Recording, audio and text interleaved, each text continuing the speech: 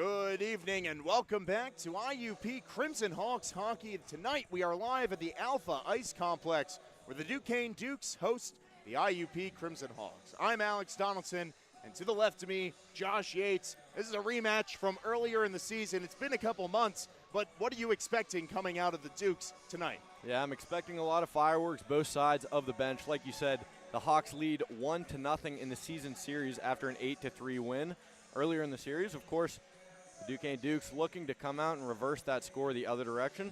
We'll see what sort of force the Hawks can push right back at them. The starting lineup going to the face-off dot. You heard it in the opening of the game. It is both Riericks and Trent London back up there to start this premier line. They came together last night, produced a couple points between them. Now they're hoping to do the same this evening in Pittsburgh, Pennsylvania. Live as this one's dumped all the way down. Soy the first to get to this puck behind the net, but it's turned over, and it goes across the ice. Paremba with a close-in stop, finally able to stop the puck, as it was a dangerous opportunity early in the Hawk zone. And we saw Shane Paremba picking up right where he left off last night. He only faced 10 shots against the Mercyhurst Lakers, but of course recorded the shutout back in between the pipes again tonight for the Hawks. Looking to, of course, put together that same type of performance. He has been just a backbone for this defense for the Crimson Hawks. It's Dominic Lombardo, one of the top goal scorers on this Duquesne team. He was trying to poke that through from the left wing position as he just found that puck in the IUP zone. So IUP will have to be very conscious of possession in their own zone, especially after the Mercyhurst game last night. While it ended up being a really neck-and-neck entertaining game, it certainly could bring the pressure off on a game like today, coming off of a not as tough an opponent as Mercyhurst. Right, yeah, we saw 2 periods of scoreless hockey against the Lakers last night. It was Jeffrey Boker that broke that tie in the third period, ended up being the game-winning goal, 4-0 the final of that game.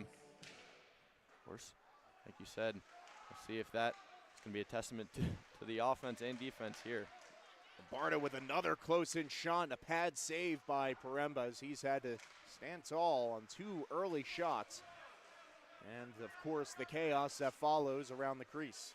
Cleared out, sent back into the IUP zone. A change on both sides. As Ziemba pauses, gets it to Maddox Rierick looking up ice. He has Trent London to the far side. London into the middle. Jace Rierick couldn't get it to his stick. London gets it back into the slot. Intercepted and cleared up as far as the blue line. Kept in by Rierick initially. Makes its way out. And so the winger will send it back into the middle. Nobody home. Duquesne puck. And we've seen that second line of forwards for the Hawks. Like you said, Trent London and the Rierick brothers counted for 2 of the goals last night. Trent London all alone in the offensive zone, and Jace Rierick with that amazing snipe he had last night, short side, starting to find his stride offensively. Into the opposite corner, a puck battle here. Smith joins the battle. For the Dukes trying to poke it free. It's Hunter Fairman with possession as he gets it up to Dixon on the opposite wall. Now Miller, this way to Sala. Thinks about the shot, sends it wide. Nobody home for the bank shot opportunity. Possession goes over. And Martucci looking up ice, turns it over. And Fairman tried on the initial opportunity. It ended up being Shane Miller getting in there, finding the puck through traffic and getting it across the goal line for an early 1-0 lead in favor of IUP. We saw that ill-advised pass from the Duquesne Dukes defenseman, knocked off of a skate of his fellow teammate right into the hands of Shane Miller. Of course, a lot of chaos, a lot of traffic in front. And we know Shane Miller is, of course, the king of finishing on those greasy goals. And there it is, 1-0. That adds to his tally of 30 points in 22 games, making that 17 goals. He's been the top scorer for this Hawks offense. A backhander trying to get it into the slot, deflects into the boards, and now the point shot goes well wide as well.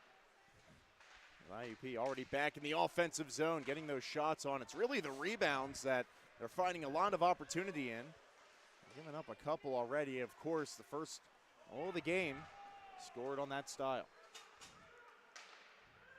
Donovan DeSoy will bank one off the wall, get it up to Adams, got a piece of it across the red line, sent back to the IUP end.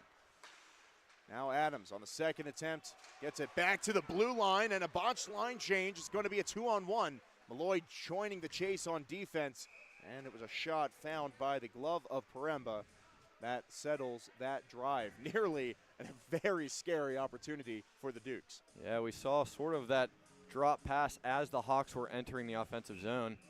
Nobody was there, of course, like you said, a mistimed line change.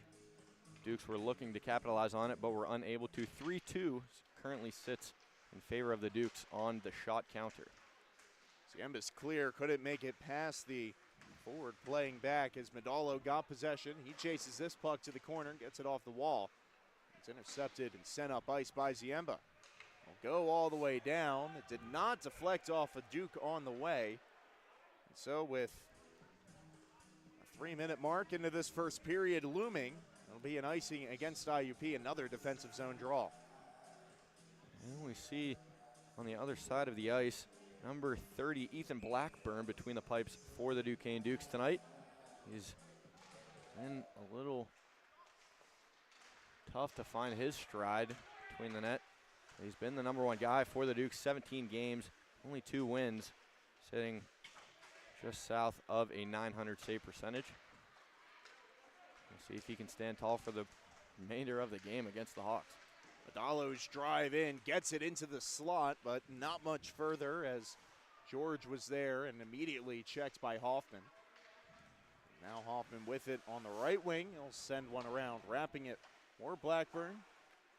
And off the bench, Trent London intercepts this puck, gets it into the middle. Maddox Rear left it for Jace, who shot it over top of the net.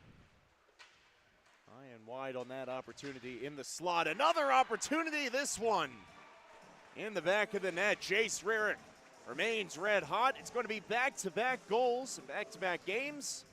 Jace Rarick makes it 2-0 early on. Yeah, I mentioned earlier that this line has just been connecting on all cylinders as of late. We saw, of course, another example of it there. Like you said, Jace Rarick will be the finisher on that goal, assisted from Trent London. Makes it 2 goals in 2 games. So a set of 2 goals, a pair to open up the scoring in this one, not even 5 minutes in. As the Dukes been on their heels, faced a lot of IUP pressure, and they've gotten the opportunity. Now Sale is clear, gets as far as the top defender up there. It's Jared Smith, wraps one down. Paremba gloved it down, he'll play it out from the goal. And Rarick will try to send one up the boards. Takes a whack at it, misses the puck, it stays in the zone. Still Duke's puck, shot on pad save by Paremba. Sent back into the zone. Delayed offsides will bring the Dukes out temporarily. And a line change for the home team. Comes in a miscue there as Sela had to catch up to the puck, but he does get possession. And back to Rarick. So IUP starts things off from their own blue line. Sent up ice. There's a perfect feed. The reception used a little bit of work, as you can see there, Maddox Rarick looking skyward after that opportunity. And you see on your screen there, it's the mom's trip for the Crimson Hawks here all the way out to Duquesne. Of course, the Hawks moms traveled on the bus with their sons out to the rink tonight, even enjoyed some pregame drinks across the street. So certainly they are excited to watch their boys play here against the Dukes. I'm sure they're excited at this 2-0 lead just 5 minutes in. I'm sure we'll hear a little bit more from them over there in their, of course, in their sons' jerseys. Of course, some of the most passionate fans out there, cannot deny, is of course the supportive parents that make sure that their kids continue to do great work on the ice, as they have given plenty to cheer about in this opening period. Just over 5 minutes in, Loza got possession back to the blue line, and it's back Miller getting this puck up the ice. Now Hunter Fairman on the wing, looking for an opportunity. He'll keep possession, leaving it in the middle. It came out for Loza's opportunity. We just snuffed out by the glove of Blackburn once more. And we've seen, of course, all season some of that quarterback play that Hunter Fairman has, of course, playmaking in and out of the offensive zone. And certainly, he's not been quiet on the stat sheet either. 21 points in 20 games for him, 16 of those being assists, which really shows off his knack for finding his teammates in the right position. Yeah, of course, those playmakers that don't always net the puck don't always get that recognition, but once you're putting up the assist numbers that he does and uses his frame to just game break out there, it's really tough for defenders to draw a counter to. Sent along the wall, checked off the puck by Malloy, gets it back to Ziemba at the high slot. It's blocked in front. Adams trying to clean up that rebound, but instead going away with it and moving it back up ice is Bauer. So he's checked. Turnover. Malloy enters the zone. As Malloy kept one along the ice. I think he was looking for Spencer Johnston, who returns to the lineup tonight, but wasn't able to get that feed through. Blackburn with the save. And of course, it always feels good to have SJ in the lineup. He brings a certain edge to the team. He's always out there ready to defend his guys. Certainly a huge face-off winner at that as well. Out there between Malloy and Adams. Between the three of them, they can certainly make some plays, and they have some finishers on that line as well. Rebound comes out, and Paremba in good position to block that puck. Took a weird bounce off and served itself up. The opportunity snuffed out. Yeah, it was sort of shuffling on that corner board, popped out, like you said, right on the tape of the Duquesne forward. But it was Jordan Adams on the back check to disrupt it. But Shane Paremba saw it all the way through, and the score stands. We saw in last night's game against Mercyhurst, IUP did a great job at getting back to the zone, getting in the passing lanes, and really stopping a ton of momentum before they could even get a shot off. They are trying to replicate it against the Dukes tonight. Duquesne with a little bit more offensive zone time in this first period. Shot goes wide on the block in front. As moving up ice is Hoffman. Has an option in the middle. He went back for Sela at the blue line. Dixon fans on the pass attempt. Luckily, he wasn't the only one that forgot the puck. So it's cleared back in. No harm, no foul. And Duquesne's control possession in their own end.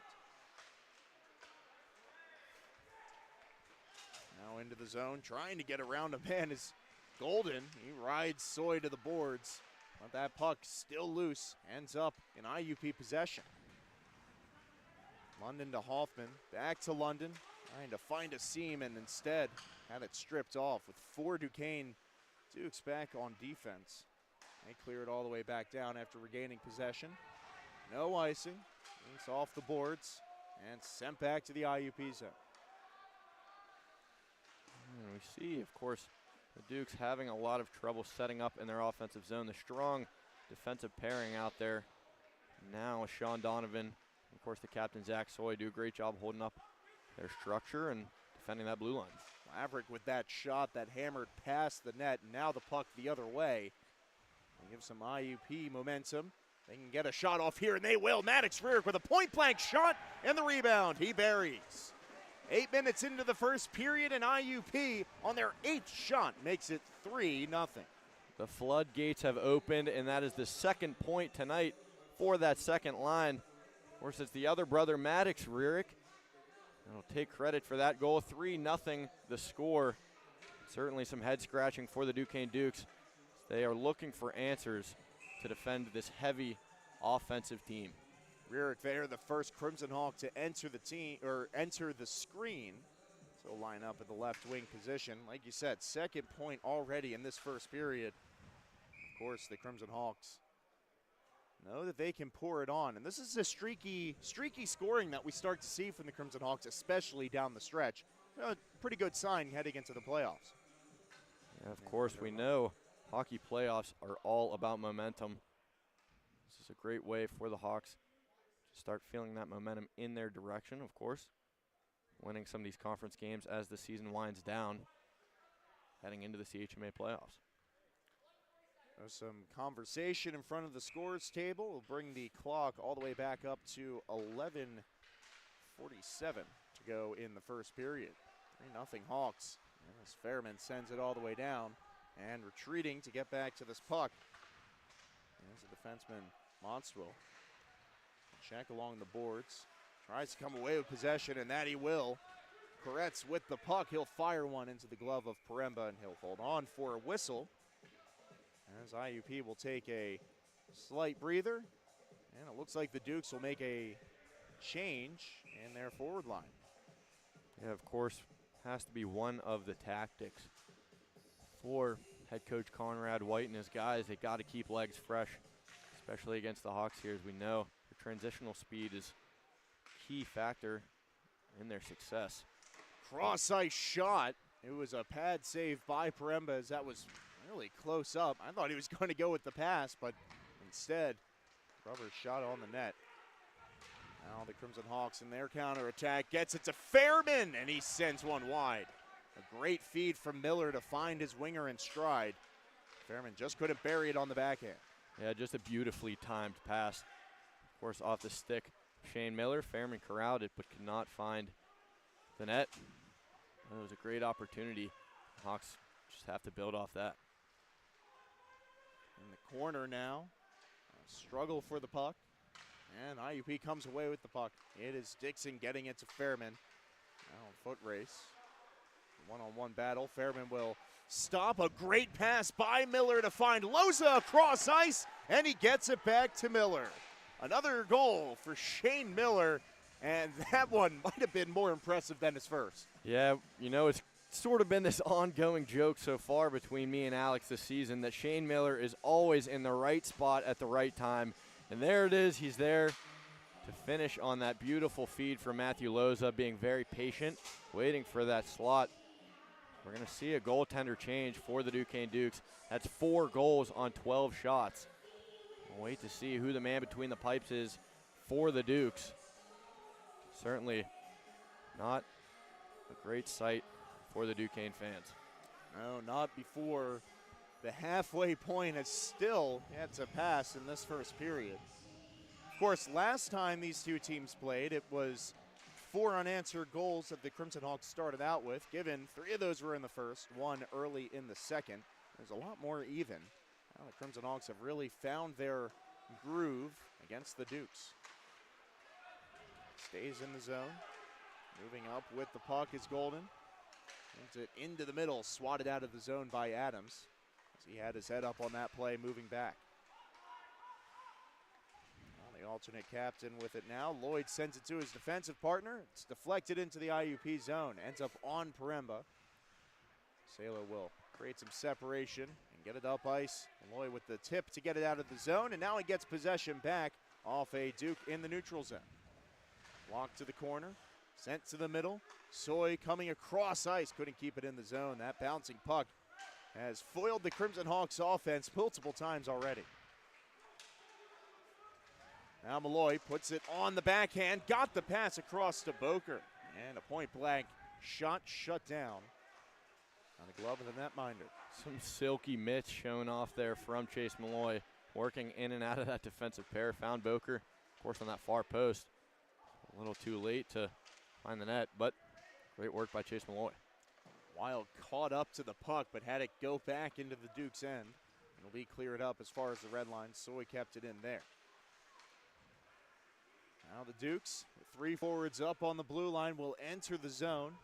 It'll be Soy behind the net, scanning his options, giving it to his defensive partner, and just like we saw so many times last night, a beautiful stretch pass up ice from the blue line, and Hoffman taken down on his way to the net. It looks like this one's going to be a penalty shot. Yeah, the first one of the season that we've seen, but that is very textbook, of course. Caleb Hoffman, quick-footed, great on his edges. Doesn't really get taken down often in those opportunities. So we'll see 2-3 here on the penalty shot. The boys are hyping him up here on the Hawks bench. It's Hoffman all alone. Caleb Hoffman waiting at center ice.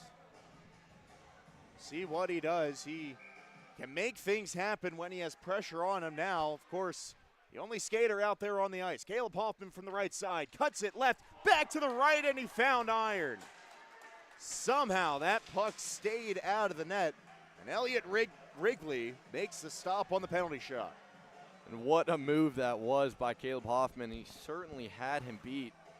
So rode the blade a little too high, and of course Hoffman is looking skyward after that golden opportunity, looking to add even more insurance onto this score. But be happy with this offensive zone draw. Jeffrey Boker centering Caleb Hoffman and Richard Wild. Face-off one, goes back to IUP possession in the neutral zone. Now Lloyd intercepting this puck, entering the zone. The Dukes did well to stay on side with the timing as they get it back and will clear it as far as Hambling once more, this time in the IUP face-off dot. Now to Ziemba, looking with a stretch pass up ice. It hits the ref on its way in, won't be icing. And now off the referee again, it stays in the Duke zone. Beautiful move by Hoffman, still hungry for one, and that attempt went wide. Now from the point, Hoffman caught a piece of that shot from Hambling. Of course, unsuccessful, remains a 4-0 game. Well, like you said, it's Elliot Wrigley in the net for the Duquesne Dukes. Stood tall on all of the shots he's faced so far. His third game for the Dukes this year. A .933 save percentage. Young goaltender that, looking to establish himself in this league. Yeah, looking across his statistics, one thing that stands out, he's the tallest netminder in the room, 6'5", he's coming in at. Big dude for sure. He can definitely use his frame to help out the Dukes tonight. Now into the zone, puts the brakes on and creates some separation, right? Power skating from Sela as it goes into the zone. It's deflected off a Duke on its way in. Either way, we play on with the puck behind the net. Two Crimson Hawks converging on that point. Forces the puck into traffic, and the Crimson Hawks take over. Burkett now will send one to the opposite corner. Now it's off the wall, and the Dukes control. As of right now, it's London coming through, getting it to Rarick, cutting left, puck loose inside, and able to get on top of that one was Wrigley. Yeah, certainly. That's typically a situation where we see Jace Rarick fire that puck from that low slot. Of course, he might have been thinking he's had enough already. He was sliding it back to his partner. They definitely had that angle. Like you said, it was Wrigley. Threw his left leg out and corralled that puck. With that 2x4 window that he fitted in last night, I too am very surprised he did not take that shot in close, but you got to make him think you're going to pass a couple times so you can net those in the third, I guess. Mind games, Alex. It's always mind games. It's the best way to play it. Chess on the ice. It'll be the Dukes with possession, moving it up ice, now to the left wing. Sent into the glove of Paremba. Another stop. So Alex Golden has really been the only consistent forward for this Dukes team that has applied pressure and gotten it up the left wing. But even then, the Crimson Hawks defense is doing a great job staying with him, not giving him anything more than the initial shot on Paremba. Yeah, he's sort of been this silent contributor, you could say, to this Dukes offense so far this year. He's put up 25 points in 23 games, which seems like a lot, but of course it's not amongst the leaders for the squad. That's why I say the silent part of his game relies a lot in the assist category. He's doing his part tonight as well. Yeah, on that point, the Duquesne Dukes come into this game with several players above a point per game pace. Of course, their team leader in that category is Dylan Bauer, coming in with 12 goals, 18 assists, and 30 points in 24 games. That being said, the high-powered offense has been shut down by the Coach Hanzo-led IUP defense. And now the forwards getting in on the action. It's Loza up ice. Gets it across ice to Fairman. A beautiful feed to find him. Fairman still staying with the play. The three bodies around him, he finally succumbs to the pressure.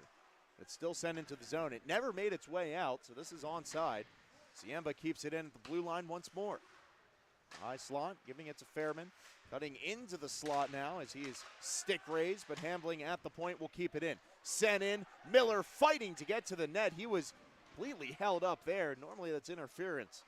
Of course, in the heat of the moment, looked as routine contact. On the way, the forwards will change for IUP. Hamblin entering the zone and got the shot off. Found the glove of Wrigley. So he gets to show off his powerful wrister. And the Crimson Hawks show off their 4-0 lead. Yeah, we've seen that relentless offense that, of course, the Crimson Hawks bring out day in and day out.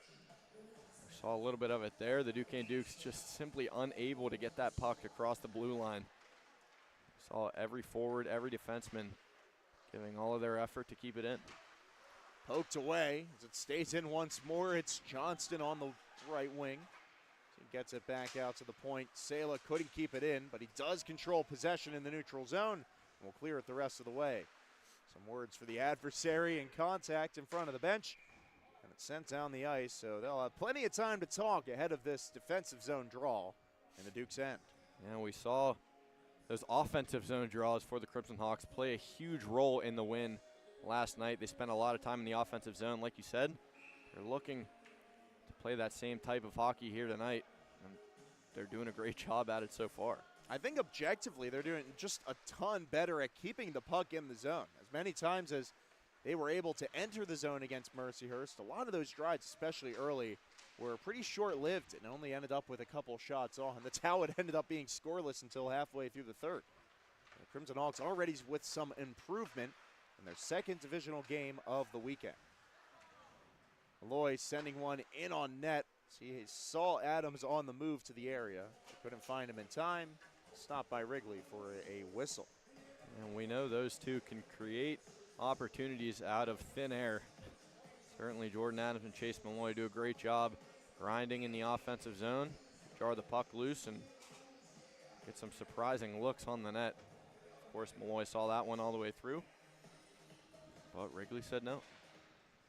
Face off won by IUP, but it's Duquesne Dukes with possession instead. As they'll move it up ice. And the Crimson Hawks in transition will get it right back down behind the net. Left, Hoffman got a poke trying to get that free.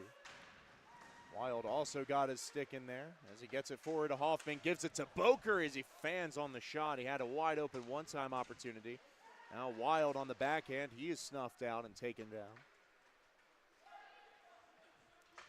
Just over 4 minutes to go in the first period. 4-0 hockey game. It's stood that way. It's just before the 10-minute mark hit. Since then, a little bit more back and forth play, but the Crimson Hawks offense has just occupied the zone time. Boker gets it back to Ziemba. Heading into the face-off dot, lost possession. He was ridden off well and, made the man pay for it on the boards. Huge hit by Ziemba there in the offensive zone, cleared back out to the neutral zone. IUP controls, looking back up ice. Ziemba gets it back at the blue line and gets it to London, who will send it the rest of the way. Love down, pressed forward by the Dukes as they are able to spring a man in on Paremba, and he finds him on the right side. Brandon Barger making a Hail Mary all the way down the ice. And finally, the Dukes get a score back. It's 4-1. And that is the first goal of the season for Barger. A great feed from the Hawks offensive zone. Tumbling puck all alone was Barger, like you said. He beat Shane Paremba on the glove side. All alone, the score is now 4-1. 3:26 to go in the first period. The Dukes, again, able to get one on the board before this period is out. It was a nice play. Of course, those stretch passes we see a lot more in Crimson Hawk uniforms. And so it will definitely be something to be aware of as this game continues, and making sure they're not leaving anybody behind the D-line. Of course, it was a great play call, almost you could say, from the coaching staff for the Dukes. Notice that they were hemmed in by the Hawks in the offensive zone. Saw the defenseman sneaking up and cheating as far as they could. Just dump it in behind them, and of course, like you said, found Barger. So how will the Crimson Hawks respond to that counterpunch? from their own zone, they get things started, and with open ice ahead of him, Maddox Rurick into the zone, goes down on his way in the high slot. Sent back forward. Duke in the area got a piece of it, but Paremba will play it, sending it this way. The Duke the first to get to it. Now it's sent along the ice. Back for Sala behind the net. He catches up to it, getting it to Miller coming off the wing. And now progressing it forward. Rurick gets it back to Jace Rurick on the left wing. Into the middle, and Miller was just too far in front of that puck to receive it. Nice play by Miller, or excuse me, Rurick to come back and get that puck. Now he goes down as he enters the faceoff dot, and that will be called. A trip will spell the first PPC power play of the game, and the Crimson Hawks will go up 5-on-4. Yeah, pretty textbook trip there. Of course, like you said, Jace Rurick, the victim. But we know that the Crimson Hawks love the power play on the road. They're just north of 37% on the road in the power play. Of course, some growing pains for the Duquesne Dukes in the penalty kill area, so we'll see if the Crimson Hawks can capitalize on this opportunity. Fairman out there quarterbacking this unit of Miller, Adams, Loza, and Malloy, as Loza has it on the right wing with a spin move, couldn't keep possession. And tie up along the boards, kicked free by a Duke. Now plenty of sticks involved. Malloy poked it free, and eventually the clear does find its way down the ice. Crimson Hawks got a little too aggressive pursuing that puck. Miller receives it as it goes into the zone. It will be offside, as the bench and fans agree. Up for the whistle. Just barely off. Of course, Shane Miller itching to get back into the offensive zone. Apply some more pressure, of course, onto the goaltender Wrigley. But we'll see a defensive zone draw here. The unit out there: Jordan Adams, Hunter Fairman, Shane Miller, Chase Malloy, and Matthew Loza. Sent back to the IUP zone as they control it behind the net. Intercepted and move up ice by Fairman. Moving to the left wing, cutting right, he puts on the brakes as he looks for his options up top. It's it to Miller. 90 seconds in the period, just over a minute remaining in the PPC power play. Miller gets it back up to Fairman. He has Lowe's on the near side, goes short side to Malloy, and a point-blank opportunity again snuffed out. And it seems like the Dukes have just been rallying around the late arrival, but much welcomed Elliot Wrigley. Yeah, like you said, I mean, very point-blank opportunity for Chase Malloy. A lot of time traveled from that pass on the point from Hunter Fairman down low. Like you said, Wrigley doing his part since the relief. He stands tall there on that shot. Ambo back to Hambling, the two defenders out there. It's it across to London for the one-timer. That's his textbook move on the power play. He certainly found the back of the net a couple times as he looks again here at a pad save. Echoes through Alpha Ice Complex. And cleared down the ice off the rebound. 30 seconds on the man advantage. The Crimson Hawks with time for maybe one more rush and get it up there. Maybe get a shot off before this power plays out. 40 seconds remain in the period. London across the line, gets it to Johnston. Sent back into the zone and sent back in the IUP end just as fast. Paremba will have to be smart with this puck as he saw Duke entering the zone. 5 seconds in the period. Sent in. Now back up ice. And some danger here. Midalo with the puck. Holds on. Also holding on is Paremba. That will do it for the PPC power play. And I venture to say the Dukes just got about as much offensive pressure as the Hawks did on their man advantage. Yeah, you certainly feel the momentum start to push towards the middle of the ice, even though the Hawks have a 3-goal lead. Like you said, Midalo on that counterattack, a top scorer for this Dukes offense. A nifty move between the legs, but Paremba saw the shot all the way through. Wild kept it at the blue line. He faced pressure with 10 seconds left. IUP with a stretch pass up ice to cap off an otherwise successful period. They jumped out to a 4-0 lead, but it was the Dukes that got the most recent tally, bringing us to the score that we sit at now, 4-1. We'll be back with the second frame of action in just 15 minutes. See you all shortly for more divisional play.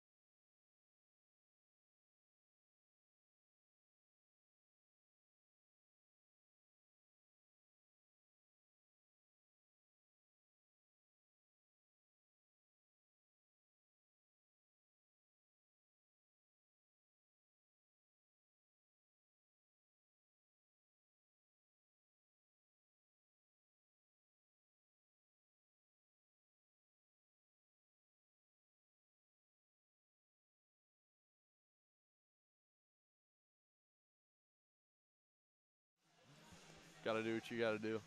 And we welcome you back live to Alpha Ice Complex, just outside of Pittsburgh, as both teams enter the center ice face-off dot to start period number 2. The Crimson Hawks started off with 4 unanswered.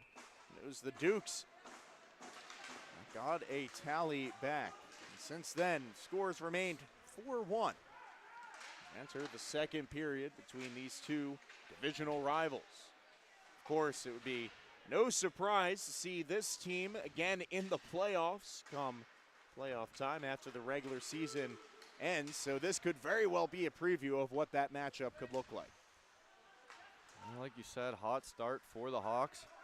Came out shooting early, 4-1 lead now. Only have to wonder what the conversation in the room for the Dukes is. Try and reverse that scoreboard back in their favor. Maverick is taken down in the corner, and the puck comes free from it.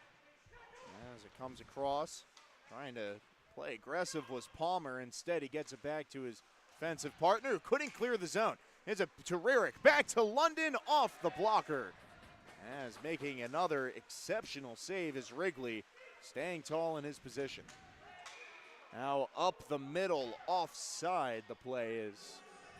And we'll get a stoppage with 19 to go. Just a minute into this period, and the Crimson Hawks already with a scary opportunity on the other end. Yeah, we've just seen a special connection tonight between that second line, the Rearick brothers and Trent London. Multiple points already for the 3. Looking to add on a couple more. But for now, we'll see that first line out, Fairman, Loza, and Miller. Ziemba sends one all the way down the ice. It did not make it there in time, and so we'll see what the call is. I don't know if that's offside or hand pass. Either way, it's going to be a neutral zone draw. We'll get another face-off.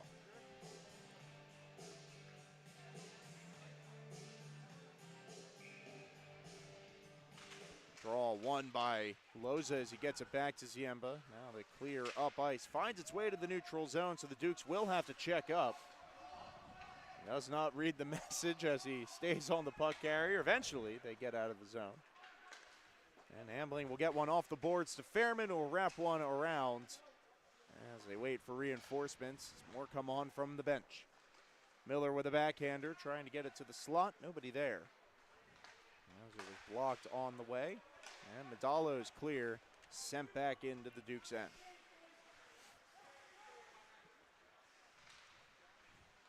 Now the play in the corner. Comes back out. And moving up ice, getting it to the wing is Carey. Now the shot, blocked by Paremba. And to the corners. Now from behind the net, dangerous play as Fairman took that across the slot, but he kept possession. As we continue to play on. Dixon tied up now at the red line. Fairman will finish the clear. We saw Alex Golden going up against, that big defenseman Spencer Dixon. Of course, 6'1" the size for Alex Golden, but was just outstrengthed by Spencer Dixon. A tumble there at the blue line as Dixon's defensive partner, Sela, took a spill. Looked like some lower body contact, but he was able to make that play and get the puck up ice. That being said, possession in this period has not been stable on either side of the puck.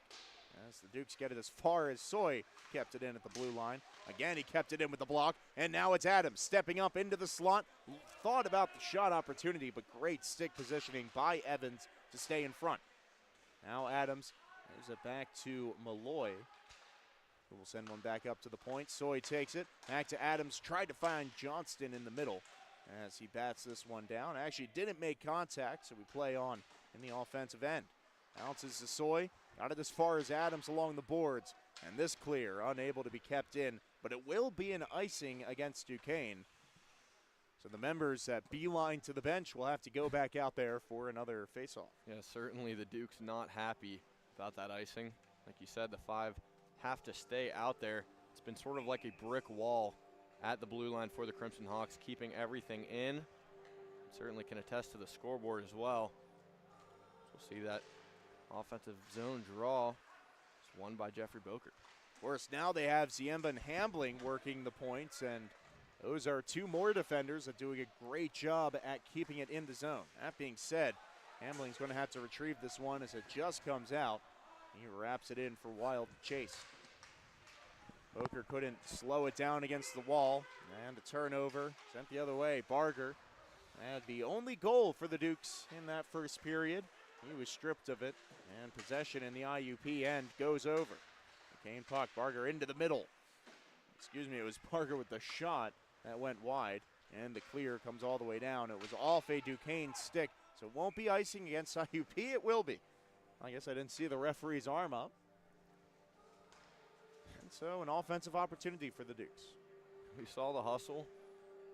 Richard Wild, Caleb Hoffman giving it their all back down to the ice to try and beat the ice.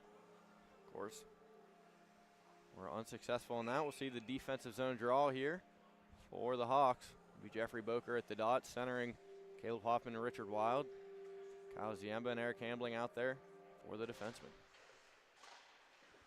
Possession won by the Dukes. It's sent into the middle for a close shot and a glove saved by Paremba. So he had to deal with a quick opportunity. I'll have to deal with another one if the Hawks can't get the defensive zone face-off from the icing they're charged with. A very close-in opportunity for Shane Paremba, like you said, point blank. But puck ended up right on that Hawks logo of these sweet away jerseys that the Crimson Hawks love to rock. But score stands. Blocked by Wild, but he does a great job of getting back to the puck and eventually clearing the zone. Also dodged a hit on the way. Hoffman's clear was whistled down with 15 and a half to go in the period. Finally a whistle for IUP and a center ice draw with fresh legs on both sides. Although there's been a lot of zone time for the Crimson Hawks, it feels like towards the end of the first period, the momentum shifted back towards the middle, and it feels like it is still kind of sitting in that spot. A lot of zone time for the Hawks, but not a lot of production. Looks like the Dukes are starting their counterattack. Of course, Crimson Hawks can be very aggressive with their counters as well. And so with a cushion already set in this game, we'll see how aggressive they end up being as this game continues. Stretch pass up ice. Doesn't make it to Burkett. He got a piece of it though. Slowed it down its way forward, and now Rearick takes it in. Jace Rearick looking to the net, trying to pass one to the middle, and the defenders in the area block that one away. Cleared down the ice. Off a Duquesne stick this time. It will be icing and a offensive zone draw for IUP as they hurry to the line and try to get the Dukes off guard. Like you said, another ozone draw for the Hawks, a scary group that is out there. It's produced already so far in this game. Looking to do a little bit more. Both of the Rearick brothers, Trent London, Sean Donovan, and the captain, Zach Soy, on that blue line. Certainly have the ability to apply as much pressure as possible. London trying to bat that one down. He was lucky not to make contact, or it could have been a whistle. Instead, Rearick continues to fight along the boards. He got it free. Jace Rearick ultimately was the one to scoop it out. London back to the point. Shot comes in, deflected on the way. Their Hawks just tumbling all over the ice in the offensive zone. Cleared into the zone. Soy kept it in at the blue line. No Hawks in the area to take advantage, but Loza trying to change that behind the net here. Fired off the wall. Soy again doing a great job getting to the blue line and keeping it in. Fairman takes it outside the face-off dot. The shot goes to the right side of the net, off the boards. Stopped by Hambling along the boards. Loza poked it free, but it couldn't stay in the zone. Dukes on offense now. Barger's shot goes wide to the right corner.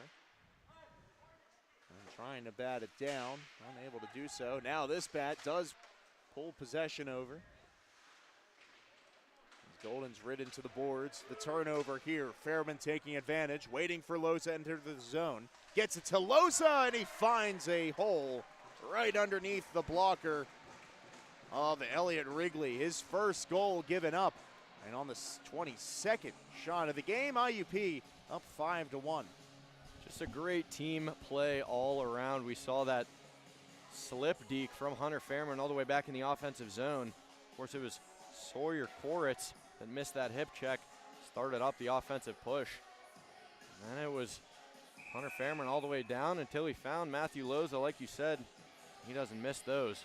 5-1 the score. 13 and a half to go now in the second period. The Crimson Hawks opening up the scoring this frame. Of course, with a quick goal by Loza. It's nice to see him back on the board. Of course, in his debut, he had that hat trick earlier in the season. Now he helps his team out with a goal against a divisional opponent. 5-1 the margin. Certainly Matthew Loza feels good against these Dukes. The last meeting he had 2 goals in that one as well. Bottom-notch 3 goals in 2 games against this squad. Wow, a big hit in the corner. And Malloy collecting his stick there afterwards, and the shot by Malloy as he got up off the ice to make that play. This deflects in. Spencer Johnston back in the lineup and back on the score sheet. Gets a deflection in front, and he beats the netminder through the 5-hole to make it 6-1. 2 quick goals for IUP. Now, I mentioned it earlier, but he just brings a certain type of character that nobody else in that lineup has. Of course, love to have 1-5 back in the lineup on the faceoff dot, like you said, causing trouble in front. The deflection, 2 quick goals, 6-1 the score. 23-12 the shot counter currently holds, nearly double. The Hawks are just pouring it on the Duquesne Dukes. It's very similar to the last time these two teams played. Of course, in the first period, it was a manageable 3-0 lead that the Hawks exited with. And the Dukes did get one back in the second. Eventually in the third, they got 2, but not before the Crimson Hawks' 8 goals really took them out of contention. And with 6 already in the second period, IUP is certainly rolling with the momentum that they have. And we'll head to the box. It'll be 5-on-4 to PPC penalty kill as Dixon sits for 2. Like you said, we'll see the first PPC penalty kill for the Crimson Hawks. They've certainly been no stranger to killing penalties this season, 75.5% currently in that department. See if they can stop this rush from the Duquesne Dukes. 2 minutes, 43 will sit. It's directed back out to the point. This way the puck comes, and Boker trying to poke that out of the zone, unsuccessful. The two-way forward is. Along the boards, does regain possession, and Boker with the beautiful clear, trying to get it across to Wild. Of course, the penalty killers would have liked that to go the rest of the way, but Stover are just about 20 seconds killed off on that last clear. They will certainly take, as they're still causing problems in the neutral zone. Now the backhander, Fairman and a Duke collide inside the blue line. Fairman a little slow to get up, and the unaffected Duke into the zone, giving it into the middle for the shot. Rides wide, nobody in front to provide the screen, and Lombardo unsuccessful on the attempt. Like you said, Crimson Hawks doing a great job holding their structure on this penalty kill so far. 1 minute now exactly to go. Hunter Fairman doing a great job on that forecheck, trying to disrupt any passing lanes that these Dukes will see. And you can tell, even if he can't get his stick in there, he certainly makes his guys pay against the boards as 2 huge hits in the same area. That will be called this time by the referee. And into the corner the puck goes. Hambling gets a piece of it, and the clock will stop on the 5-on-4, so it'll change to a 5-on-3. Fairman being escorted to the penalty box, his palms to the sky. Not really sure what he did wrong. Of course, he brings that booming hit. Of course, there we'll see some 5-on-3 hockey for 38 seconds. I mentioned it earlier, but Crimson Hawks no stranger to having 3 men out there either. We saw a lot of it in that series against the Delaware Blue Hens. The 3 out there, Sean Donovan and the Rarick brothers. The face-off won by the Dukes, 36 seconds, 5-on-3 after the Fairman minor. He continues to plead his case in the box. Now Lloyd on the far side of the ice has the opportunity for the pass, and instead he was shut down by Maddox Rarick getting in the passing lane. And Jace Rarick doing some pressure work near the blue line as well. Now down low, Comes across to Lloyd. He couldn't bury it. And Jace Rearick already starting the motor. He's pulling away from the defenders now. In on goal and shorthanded. He misses the net on the right side. Now the Duquesne Dukes on the counterattack. It is now 5-on-4 for just over a minute. As we get back to it, 1:10 on the power play. It's shot over top. Remember, didn't need to make the stop, as IUP has just stuffed the shooting lane with as many players as possible, and the shot blocks are certainly helping out the penalty kill.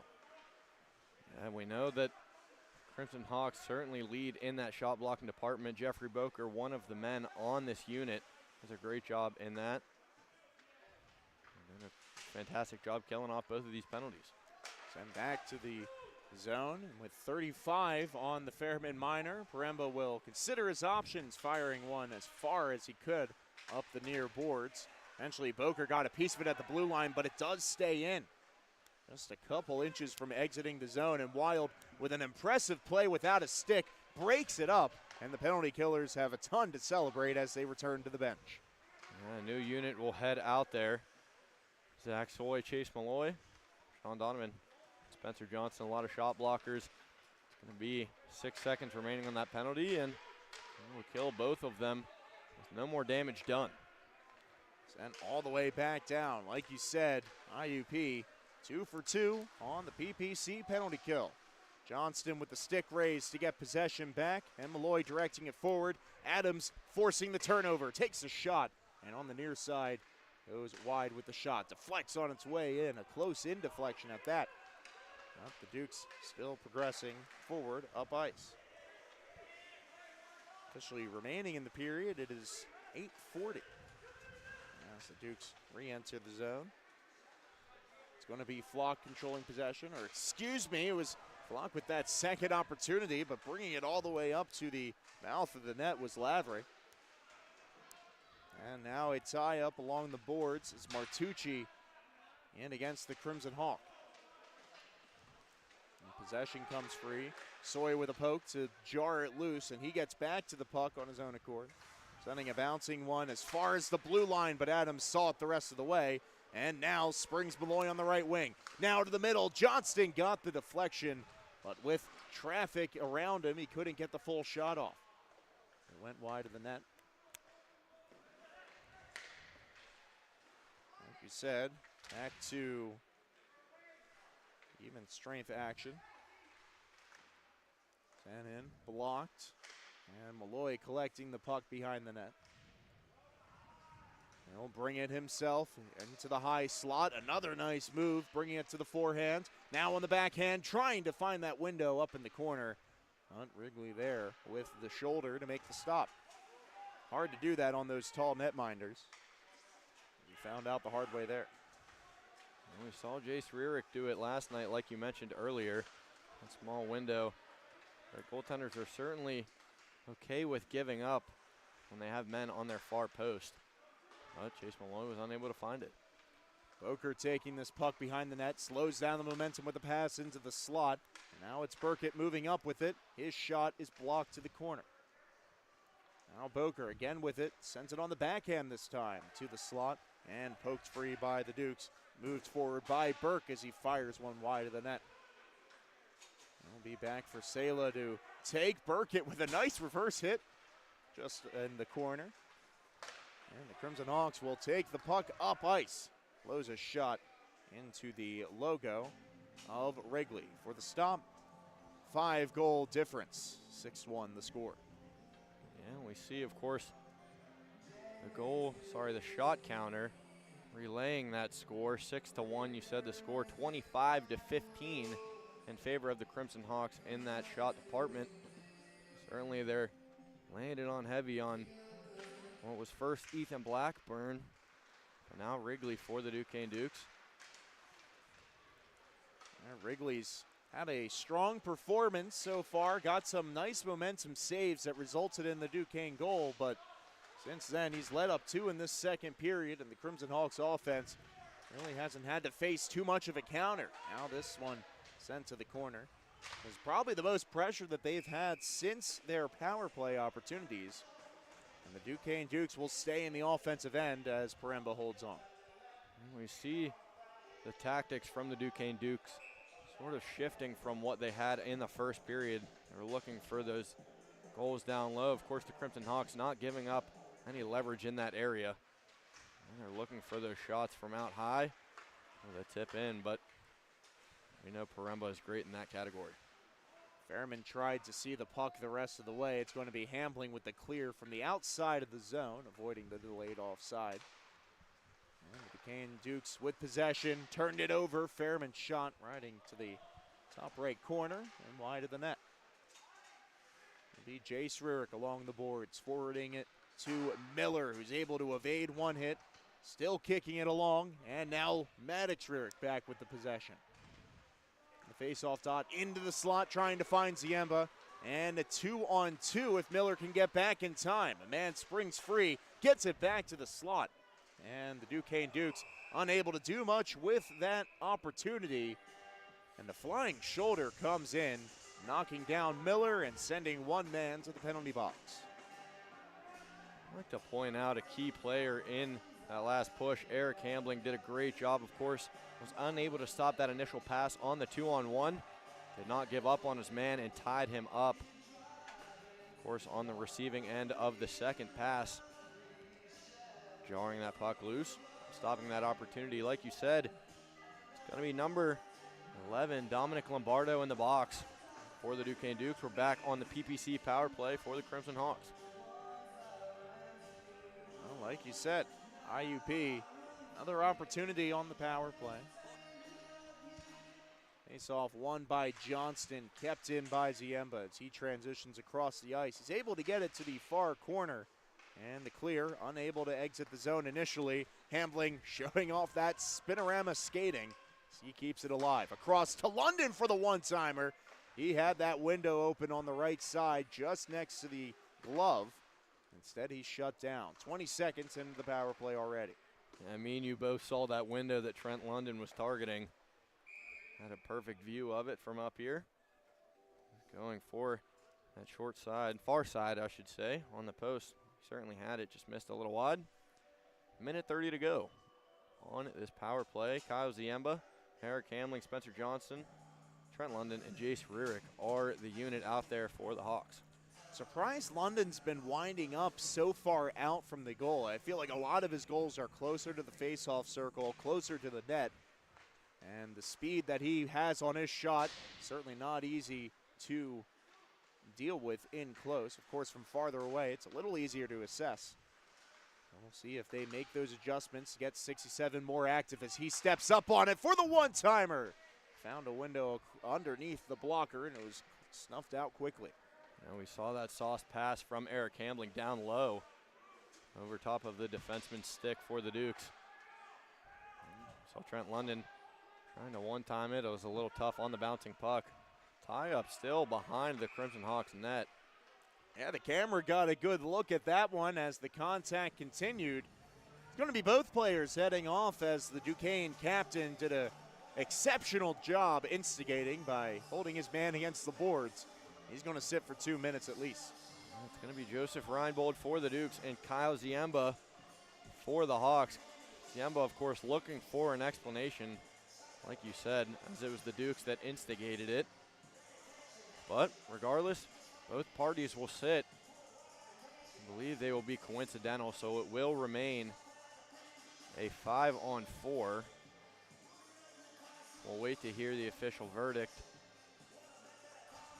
But as of now, still 53 seconds remain on that original minor from Lombardo. And it's going to be 5-on-4 still for 53 seconds. Face-off won by the Dukes, and IUP gets back to possession. It's Malloy with it, getting it into the middle and upstairs. Reaching for the cookie jar and taking a tumble afterwards. Jordan Adams with a power play goal. And the Hawks make him pay on the man advantage. See, I don't know about you, Alex, but it felt like a ticking time bomb for Chase Malloy. He's been all over the offensive zone, working in and out from high to low. Of course, able to connect on it there, advancing the score to 7-1. Certainly not the game the Duquesne Dukes had expected. The Hawks are certainly happy with the offensive production that felt a little missed from last night. Yeah, they have certainly started to pour it on here in the second period. Now 3 tallies in the second frame alone. And still a third to play ahead. Tipped into the zone by Richard Wild. Hoffman in pursuit behind the net as he takes down his man who cleared it all the way down. Not only that, it will be an icing against Duquesne, and the faceoff will go the other way. That's certainly not the spot the Duquesne Dukes want to be in, especially after all of this offensive production. Trying to keep the puck out of their zone, of course, for as much and as long as possible. Of course, they're not getting many breaks as they would like. Jeffrey Boker takes that draw, and the Duquesne Dukes will win it. Yeah, the clock definitely on IUP's side now with a 6-goal lead. And a little bit more of a cushion to see out the rest of this one. Let's see how the Dukes can do. Maybe with a different look from the Crimson Hawks, maybe not as aggressive as some of the depth lines out there, as Hoffman got a block on that initial shot attempt. Stays at the point, sent down low, wide of the net. Premba did well to stay in position, but he didn't have to face a shot as Wild takes it out of the zone. Has Donovan in stride, plenty of speed. Number 71, the defenseman, joining the rush. Now into the corner. Wild keeps it alive, got it to Boker. And how did he make that play out of nowhere? I'm not sure. The Crimson Hawks still with possession. Rurick tried to keep it in. Almost looked like a high stick. The referees let him play, and it gets cleared back into the IUP end. 3 minutes to play in the period. Rurick with a short pass to find London, and the Hawks forwards are still skating like they're down a goal as the offense is not let up in the latter stages of this period. Blocked by Rurick, but a delayed penalty will finally receive its whistle as a man is shaken up behind the play. Looks like it's going to be 13 Max Badalo, who is the recipient of a penalizing play from London. Certainly, Badalo is a little slow to get up. I hope that he is all good and ready to go. A key veteran for this Duke squad, scoring. Obviously has that scoring touch and that leadership for the squad. And he's back up. Seems to be okay. 2 minutes assessed to Trent London with just 2:34 to go in the period. Yeah, like you said, not too much time remaining outside of the penalty already assessed. So the Duquesne Dukes will definitely have some pressure on them to convert on this opportunity and get something started before the end of the period. Quigley waiting for his man behind the net. Very pedestrian play there. Play starting to pick up now. It's intercepted by Boker just as fast. Into the zone, walking into the slot. His shot patted away. Just over 2 minutes to play in the period. 20 seconds already gone from the penalty. And in. And Mandalo's shot was blocked to the corner. The shot that did make it on net was gloved by Premba. And another stop for him on a night where he has already faced 17 shots. Well, like we said earlier in the broadcast, only faced 10 last night. Which certainly has to be the reason that he is between the pipes for the Crimson Hawks. Of course, a strong goaltender in his first year with the Hawks. 17 shots, you said, and he's stood tall for 16 of them. And he continues to do so in this penalty. It's great when your defense can play so well that your netminder can start 2 nights in a row. That has been a luxury that the Crimson Hawks can afford tonight, as they have prior times throughout the season. Premba has just come in on fire for the Crimson Hawks in his debut year. Well, like you said, the strength in defensemen certainly has been a story all year long, all the way up and down. Those pairings from Zach Soy all the way down to Spencer Dixon, they all have the tools in their bag, tools in their tool bag, I should say, to help their man between the pipes. From outside the face-off dot, down low, the Crimson Hawks trying to converge on that point behind the net as the shot finds its way wide. past the halfway point of the PPC penalty kill. The Crimson Hawks are. It's sent into the slot. Glove save Paremba as he gives up the rebound. And eventually it's cleared by Fairman just barely across that blue line for a brief sigh of relief. Stepping up on the play now is Yemba. Puts it on the backhand. Into the slot, and it's deflected into the corner as the pass was blocked. A minute remains in the period. 30 seconds on the PPC penalty kill as they are firing on all cylinders, getting that puck down the ice. Like you said, 20 seconds remain in this penalty. It was assessed to Trent London, 50 to go on the game clock.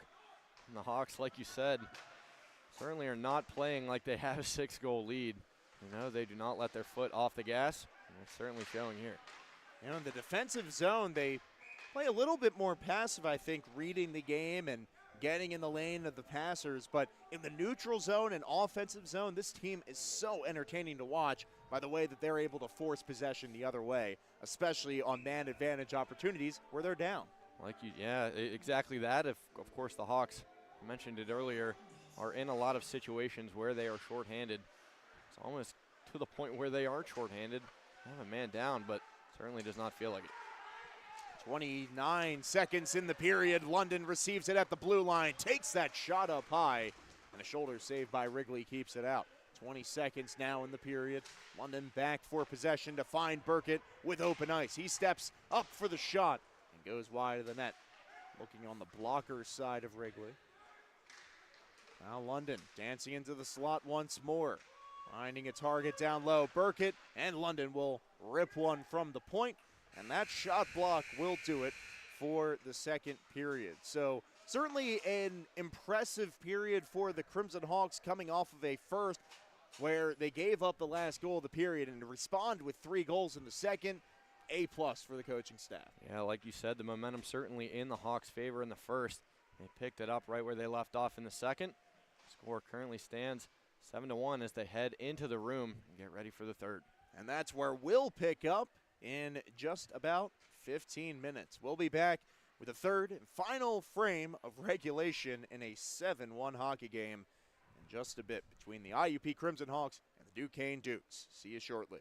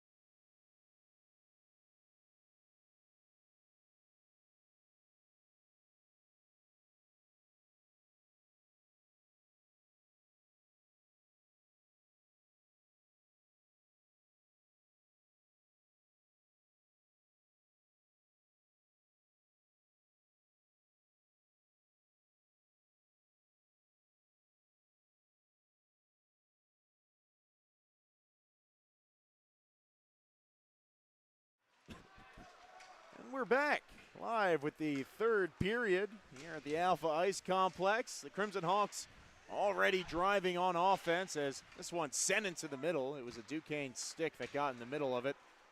And now bringing it up ice and sending it to the opposite corner are the Dukes. And we mentioned the goaltender change earlier in the first. 4 goals put up behind Blackburn and 3 so far behind Wrigley. I think from what I can see, those are the only 2 goaltenders dressed for the Duquesne Dukes. So it's going to be Wrigley for the rest of the way. 7-1 the score. The Hawks, like we said earlier, keeping their foot on the gas, show no signs of letting up. So both teams will congregate to the right of Shane Paremba. Again, coming off a shutout performance against Mercyhurst last night as he returns to the crease. And it's currently 16 for 17 on the evening. Jace Rearick up ice with a full head of steam. He's moved to the outside. That's an extra shove, but Fairman forces the turnover in the slot, and his instinct is to shoot that puck. Made him pay, but the rebound sent all the way back down the ice on the clear by the Dukes. It's sort of a weird situation. Fairman found himself in the middle of the ice with a bouncing puck. And he does again here. Hunter right Fairman. Right on cue. This time leaving it for Miller. As it's back out to the point. The Crimson Hawks a little bit more conservative on this approach. Again, the clock is definitely on their sides with a 6-goal advantage in the third. Miller has it along the boards on the outside. Back to Fairman, a nice stutter step, creates separation, and Hunter Fairman with a 6 snipe from the weird angle shot. What a shot off the blade of Hunter Fairman. A disgusting angle that he was at. Didn't seem like there was any daylight behind Wrigley. Of course, Fairman found it. 8-1 the score. 8-1 indeed. The Crimson Hawks piling it on, and in this third period, they are not letting up. With 18:36 to go in the third, and under a minute and a half into this period, IUP extends their lead. Just a beautiful feed, and we saw him blast that shot in the slot earlier. I don't normally see those low, close to the goal line goals, but he picked his spot and got it past the netminder. 8-1 the score. Now Round Adams will control possession, giving it to Malloy across into the offensive end. Is it for Johnston on the one-timer, and I think Wrigley got a piece of it. If not, the puck either way goes into the safety netting for another stoppage. Scary sight to look up to for Wrigley. Saw Spencer Johnston in stride. That blade of his stick almost back behind his head. Of course, clapped it through. He got a piece, and see an offensive zone draw on the other dot. They send everybody over.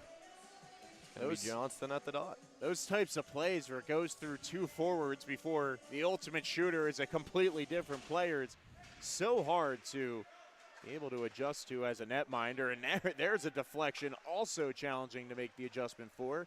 Wrigley up to the challenge on both of the most recent attempts. Well, from their own end, that's it as far as Sela on the other side of the red line. He'll move it forward. It's back into the IUP end on a clear. Burkett with plenty of space and time. He'll settle things behind the net. On to Malloy. A saucer pass this way to find Adams in stride. He moves on the right wing and now slows down for Boker to take possession along the right wing there.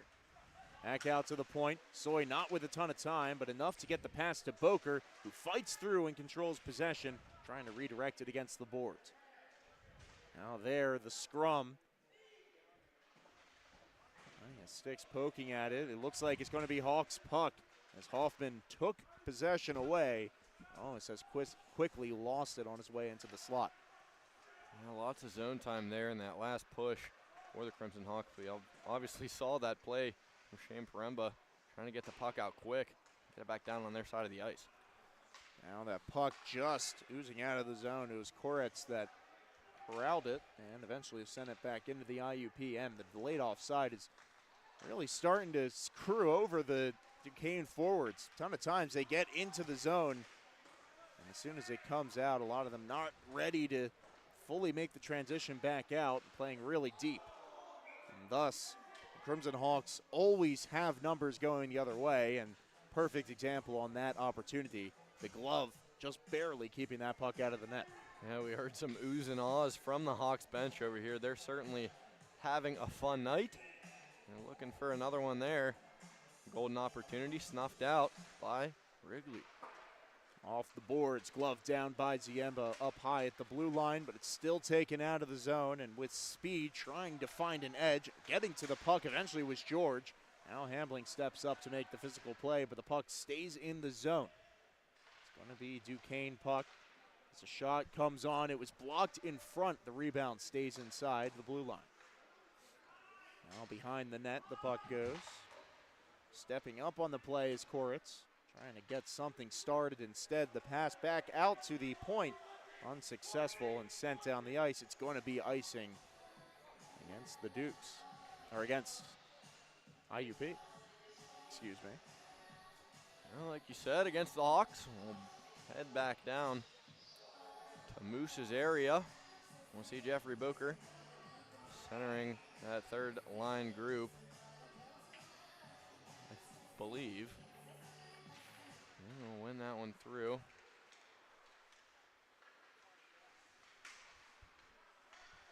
Cycle it up. Quick shot, pad saved by Paremba as that shot came in from the mid-range slot. IUP hasn't given up a ton of opportunities in that area, and the Dukes certainly know that, is why they are trying to take advantage of every opportunity that they can in the offensive zone. Already down 1-0 in this period.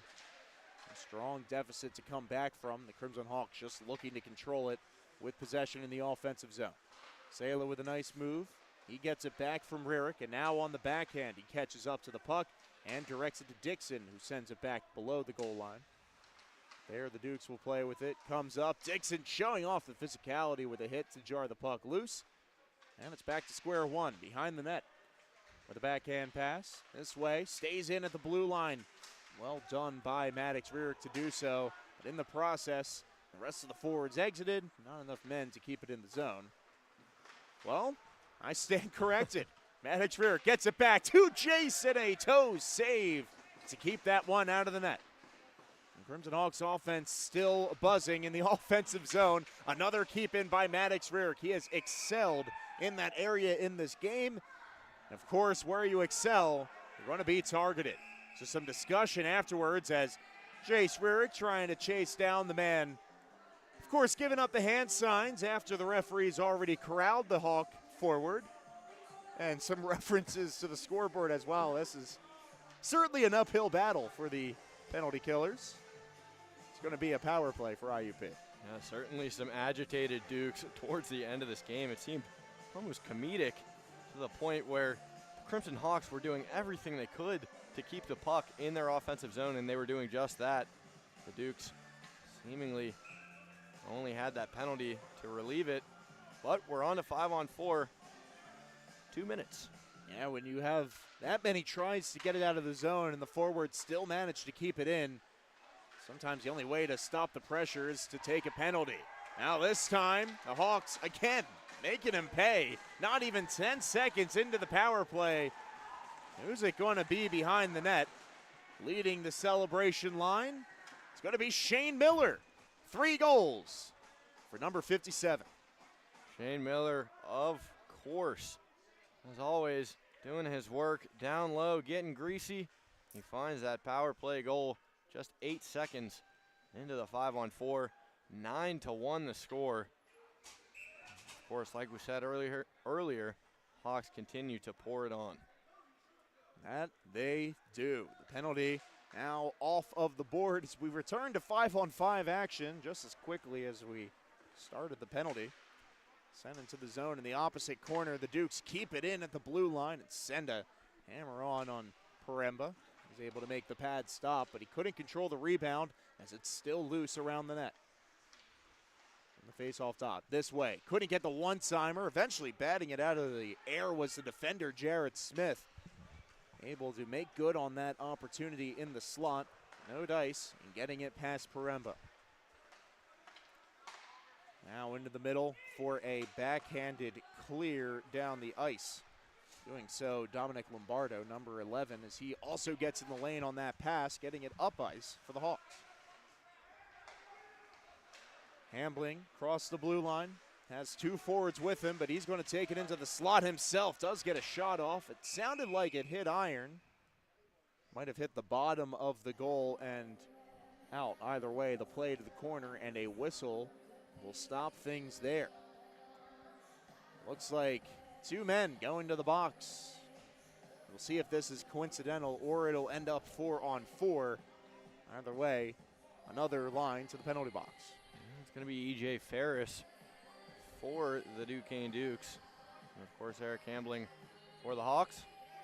Like you said, we'll wait and see if it will remain full strength or if it will be 4-on-4. And it looks like it is going to stay even strength, I think. Yeah, some discussion Still here in waiting front of for the it. penalty box. Hambling is Wow. heading to the locker room right now. It's not normal that you see the puck carrier get sent off after a penalty call, but that is the ruling. As Hambling heads to the dressing room. Now up on the board, it reads a 2-minute minor against the Crimson Hawks defenseman. And a 2-minute minor reflective on the Duquesne side as well.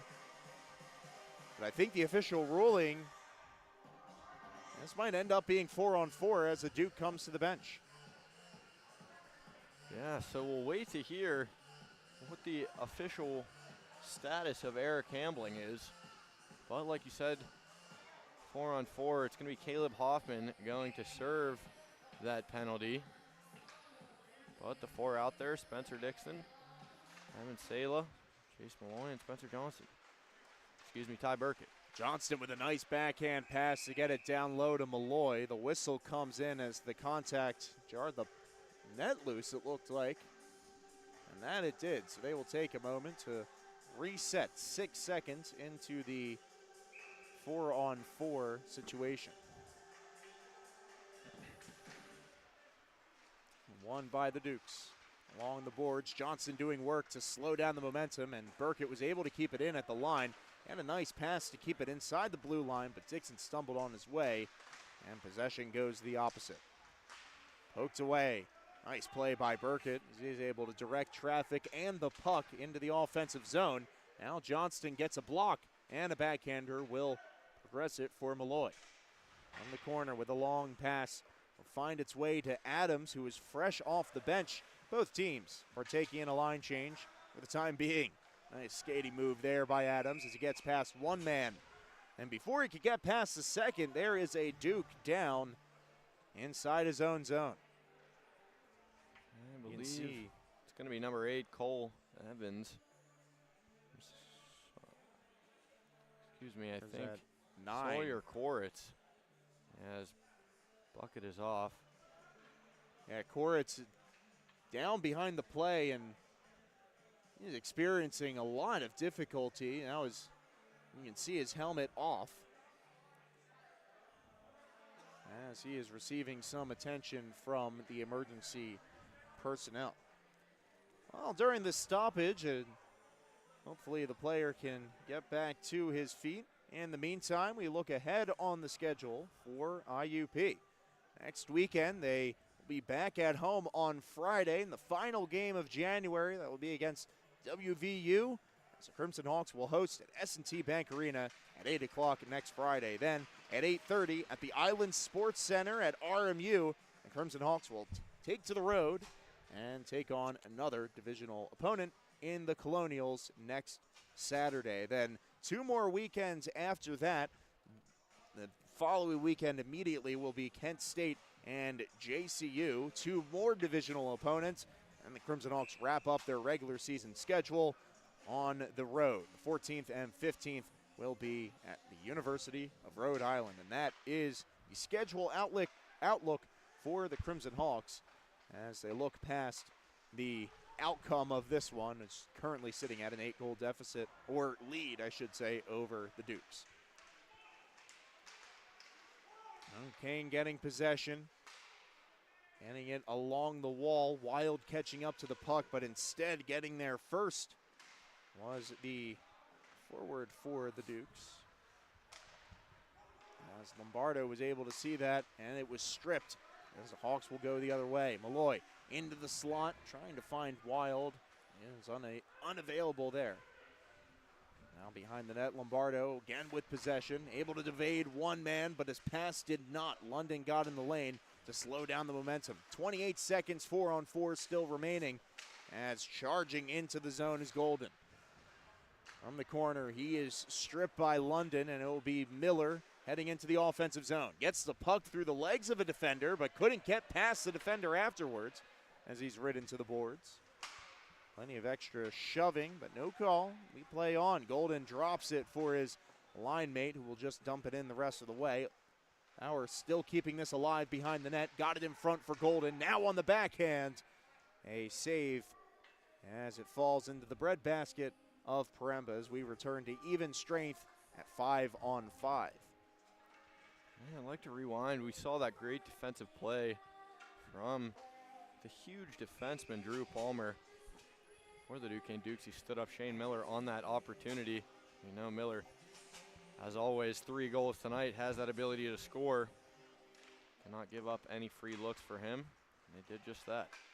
And these 3-goal games have almost become routine for number 57. And this is a guy you look at last season. He was looked at as much more of a two-way player. Definitely opportunistic, a playmaker. He can definitely shoot the puck.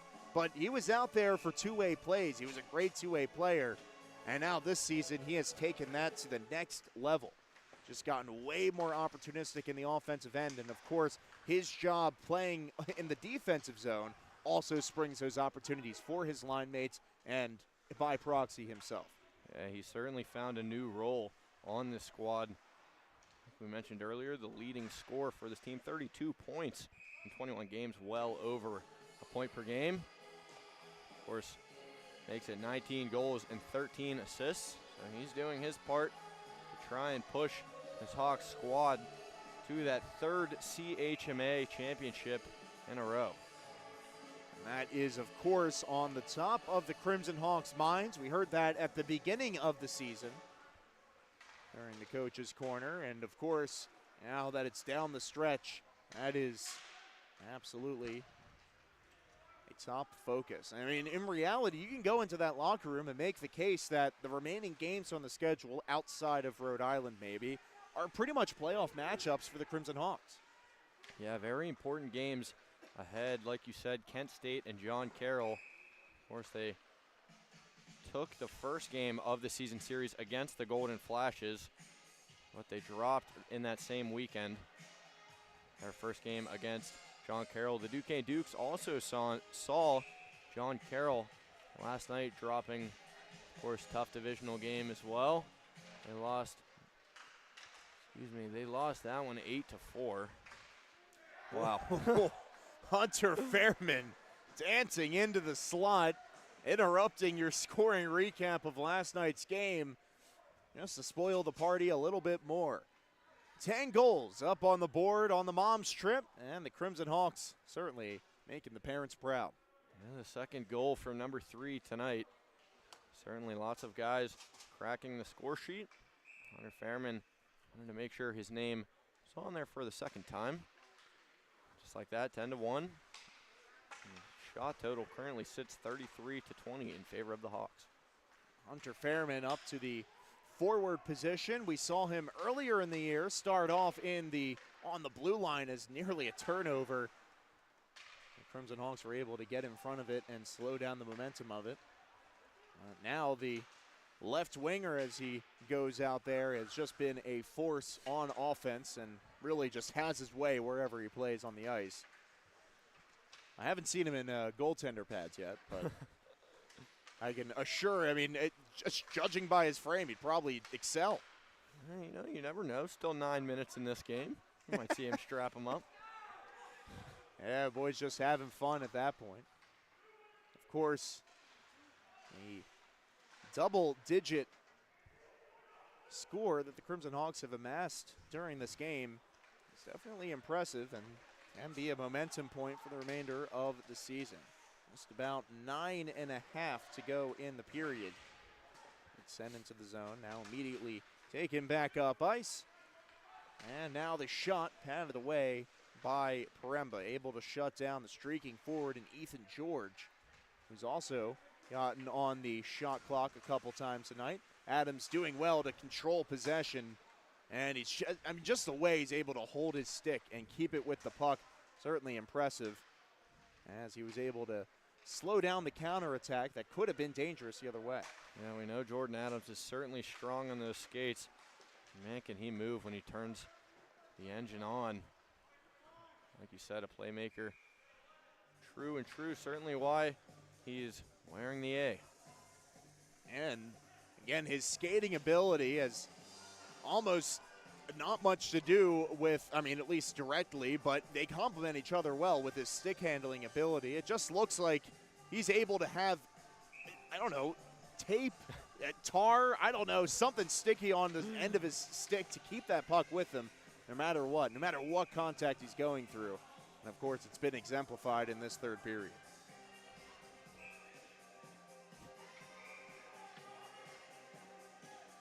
Like you said, 10-1. I like what you said earlier. The Crimson Hawks certainly playing like it is a 1-0 game in a tight playoff race. And I think that just shows the type of mentality that these Hawks bring out every night. They're playing this all the way full 60 minutes. You see some pushing and shoving down there. Some waves as a Duquesne Duke heads to the penalty box. And for the keen viewers out there, saw number 10 heading off, Noah Onstwill.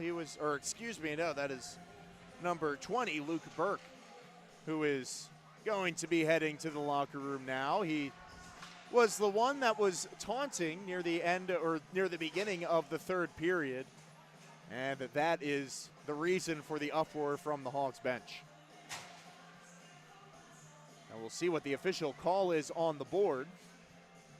Nothing up on the score sheet yet, but a player has been ejected. And like you said, still waiting to see how much time is assessed on the penalty board, but the faceoff is headed back into the defensive zone for the Hawks. Certainly going to have an extra man on the ice for a little bit of time. It looks like a second man is heading off for the Duquesne Dukes as well. Number 13, Max Medallo. His night's going to be over as well.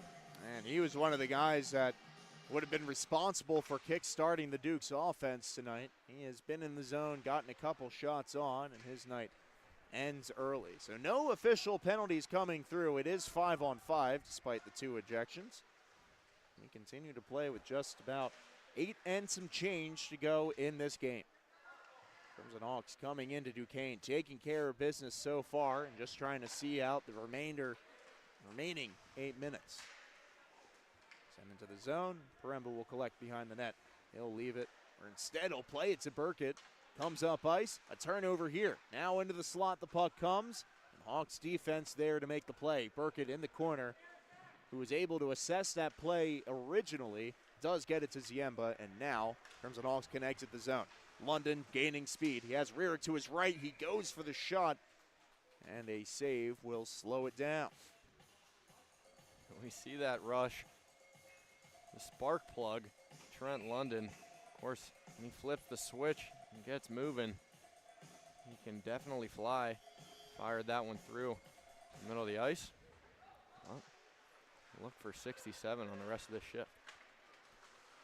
Number 11 takes it across into the zone as Lombardo sees it to the corner, and he gets back to it there. But Donovan beats him to the puck behind the net, and Rearick will reverse it. Back to Donovan, and some space for Soy as he fires one up ice. Nice hand-eye coordination to bat that one down by Maddox Rearick in the neutral zone. Doesn't lead to an opportunity, but IUP gets possession back. And Jace Rearick with an impressive kick to find his stick in between 3 defenders in the area, and he was able to control possession and get it down deep. Now a hit by Soy behind the net. He draws a reaction from the opposition as well. backhander, cleared out to the face-off dot, and London there to wrap it back in on goal. Rierick with the deflection wide, and he collects his own rebound. Now Maddox Rierick beating him to the puck, getting it back out to the point to Donovan. 6.5 now to go in the period. Down low, but the pass not on the money. Maddox Rierick tried to make his way to the puck, and he was taken down in the process. Cleared into the IUP zone. And the tired Duquesne line will head off. Just over 6 minutes to go here. Of course, Duquesne Dukes now just fighting for pride, looking to maybe notch a couple more before time clock expires. And of course, yeah, the Hawks defense is not letting it happen. You can see there, perfect example of how they have done that in this game by just slowing things down as soon as they got inside the face-off, or I should say inside the blue line. Crimson Hawks have played really tight. I think the only exception we've seen this game is when the Hawks were killing a penalty. And there they just stayed inside and took away the shooting lanes a lot more. But a perfect defensive game plan written up ahead of this one. Right, yeah, that's always sort of the game plan on the penalty kill is push, of course, the forwards to the outside. Limit the puck from getting in deep, and they did just that on the penalty kill. Of course, 5-on-5, they are also in a great position. They have dominated in terms of just pace, physicality, and of course, in the goal department. Adams makes a move to the outside, gets one across to Malloy, and a beautiful save as getting across to stop that one was Wrigley. Got that left arm up there for the save, and now the counterattack by the Dukes. Into the slot by Golden, and the pass not on the money. The love down by Paremba. Yeah, great stop by the young goaltender Wrigley on the other end of the ice. It's a great move by Jordan Adams on that zone entry, showing off his handles. Of course, he found it across, but Wrigley, the lateral movement, was able to make the shoulder save and keep the score where it's at. Just over 5 minutes in the third period. Along the boards on the far side, Fairman swatting at it. He will get it out of the zone, but not by too much as it's hammered back into the IUP end where Dixon will control. Now Fairman moves it this way, and Burkett will progress it forward to Miller, who takes it, makes contact as well, but gets it into the zone. And Loza will initiate the stick contact, cleared up as far as Yemba. It stays in the offensive end. Hunter Fairman ridden to the boards. Miller back to Fairman. Behind the net, he went for the wraparound attempt. He's looking for 3 on the evening. As he steps up for the shot going up high, it was blocked by his own man in front, Shane Miller, who's still fighting for possession and gets it to Burkett at the point. Sent down, and who got that one? It's a toss-up between Ty Burkett and Hunter Fairman. And either way, the Crimson Hawks have found the decade lead in this game. 10 goals the difference as Ty Burkett leads the team to the handshake line. Like you said, we saw the friendly discussion between Hunter Fairman and Ty Burkett. Ty Burkett's going to be the one that takes credit for it. He'll notch his second goal of the season. The young defenseman still has a lot to prove in this league. Certainly adding on to the score sheet. He gets one there, and that point shot was just another glimpse of his playmaking ability in the offensive zone. We saw it several times last night where he had those long stretch passes right next to the goal crease, and he was able to find a player that can play make better with more space in the slot. And so now you're seeing him take those shots from the point. It just shows the incredible awareness on the IUP players, knowing who's in the area, who can provide a screen, and how to get that net, or how to get that puck in the back of the net. 3:30 to go in the period. 11-1 the score. Now Sala puts on the brakes. No backhand one into the offensive end. Like I said, 3.5 as the Dukes enter the zone. Smith with possession, patted away by Paremba. Into the corner, back out to the slot. Maddox Rierick with the interception. He gets it forward to Jace Rierick. Jace Rierick has London. He goes for the pass, and if London had gotten that puck, he would have gotten it in the back of the net. Unsuccessful, though, as the puck never made it. Sent down, gloved by Paremba. Let's see what he does. He will play it. Given into the slot, the one-timer stuffed out by London, who had his stick in perfect positioning to shut that one down. Now a whistle will stop play as the Dukes control possession. Like you said, penalty assessed to number 11, Dominic Lombardo. That's his second penalty of the night. I'm going to see a 2-minute minor. Some taunting from 25, and just like that, Jace Rierick's night will be over. So some heated discussion by the penalty box as a ununiformed player is also giving him the rundown as Rierick heads off the ice. I don't know if he'll be assessed a penalty. There's nothing up on the board yet, but I don't have wood to knock on, so don't quote me on it. That being said, one minor has already been assessed to the Dukes as the initial whistle behind it all. And now some more movement by the rink exit. It almost looked like Fairman was heading off, but his search for 3 goals will continue. Well, with that, like you said, the initial penalty assessed to Dominic Lombardo. In turn, Jace Rierick's night is over. Just 2 minutes and 49 seconds to go on the clock. Crimson Hawks fans traveled all the way out here to Duquesne and still getting loud for their boys. Loza in the slot, giving it to Miller. Back to Fairman from the point. His shot gloved down, and it will stop things there. 10 seconds into the man advantage. And we know Three's still got that taste for the hat trick. And it looks like a lot of the guys might be trying to feed it to him. Look if he can advance the score 12-1 and make it 2 men on the Crimson Hawks with a hat trick. Face-off. There's a toss-up between the two teams. It'll be the Dukes coming away with possession. Loza with the contact to force it free, and Adams wipes out trying to keep it inside the blue line. Some friendly taps from the Hawks bench, letting their man know that it's never too safe, of course. And it's going to be Hunter Fairman behind the net looking to kickstart this offense again. As we get the clock set as well. Just over 2 minutes to go in the third period. Minute 20 on the penalty clock. Hunter Fairman gets things started. Moving across the middle. Trying to find a seam, and there he goes. Right through the middle of 2 legs. And he himself ends up in the net. I don't think that'll count for anything on the score sheet except for a whistle outside the zone. We'll see where this puck is dropped because, like you said before, the face-offs really dictate this IUP offense. Yeah, for sure. We saw it last night. We're seeing a little bit more of it tonight. Of course, 11-1 to score. Face-offs certainly have played a crucial role in this. The man that won that one there, Spencer Johnson, playing his role as well in that key face-off winner. A minute left in the man-up opportunity as Ziemba has it, moving up the left wing. Makes a move around one man. Boker with the poke, gets it back to Ziemba, and he will retreat to his own end.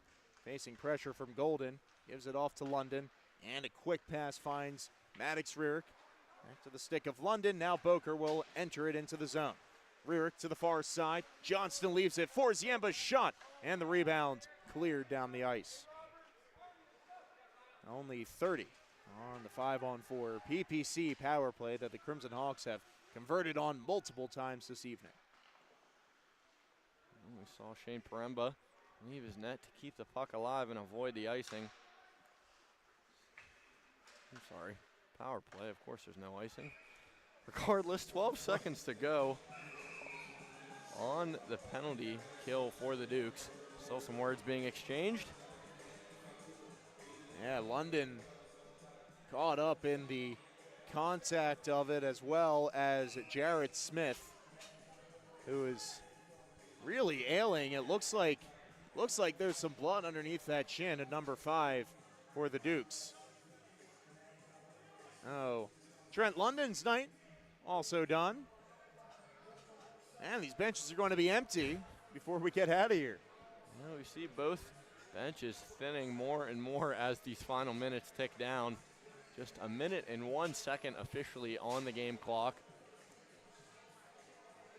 Like you said, only hope that both squads can walk out of here healthy and head into next weekend for some more divisional games. Yeah, of course, the implications at this point of the season, we've said it 1,000 times, but the postseason certainly looming. And so player health and, of course, with all the ejections, you also have to think about the suspension, possible suspension of players and losing guys down the stretch. This is not the game that the Crimson Hawks want to fall into in the final minute.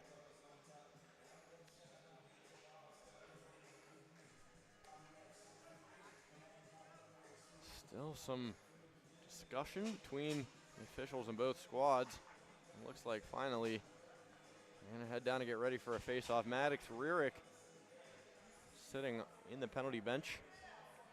Sitting on the penalty bench for the Crimson Hawks. 1 minute and 1 to go. We're going to see 4 skaters for the Crimson Hawks. Yeah, the 5-minute major assessed to London. Now the blood in there is normally enough to bring a minor to a double minor, but the severity of the hit and the contact from it results in the ejection and the 5-minute major. So we'll have a minute, 4-on-4 hockey. Not too much time remaining in this one as the Crimson Hawks move it up. It's Sela with possession at the blue line. Tried to cut inside, fought contact, but lost possession on the way. 40 seconds in this third period. As they leave it, they'll be moving up with possession. And cutting to the inside with it, moving it this way to Rory. As his shot is blockered way up high, it comes down in the Hawks zone. 20 seconds in the game remaining. The Crimson Hawks are killing a penalty at this point. Sela blocks a shot inside, and an emphatic block on that is going to spell the end of a Crimson Hawks thumping of the Dukes. The Crimson Hawks coming to Duquesne, taking care of business, and they lead with a decade win over the Dukes. 11-1 the final score, and while the penalties started to wrap up near the end of the game, I think we saw a pretty nice, evenly matched game for about 3 minutes. Yeah, you could say evenly matched at that, but of course, the score certainly leaning in the Hawks' favor. From the start, it had IUP written all over it, which brings us to the 3 stars of the night. Third star, I'm going to give it to Trent London, certainly starting to find his stride offensively. Doing a great job finding his teammates, his line mates. Get the 3rd star tonight. 2nd star goes to Hunter Fairman. 2 goals on the night. Playing a great 2-way game. And, of course, the 1st star, no stranger to that spot this season, Shane Miller with the hat trick. He was all over the score sheet. And the Hawks skate out of here 11-1. That they do with a host of plenty satisfied Crimson Hawks fans who made the journey, including, of course, the IUP moms who come on a successful road trip, and this is definitely one that you're going to be remembering for a little bit. 11-1 the final from Alpha Ice Complex for IUP hockey. I've been Alex Donaldson with Josh Yates. We thank you for watching, and we'll see you all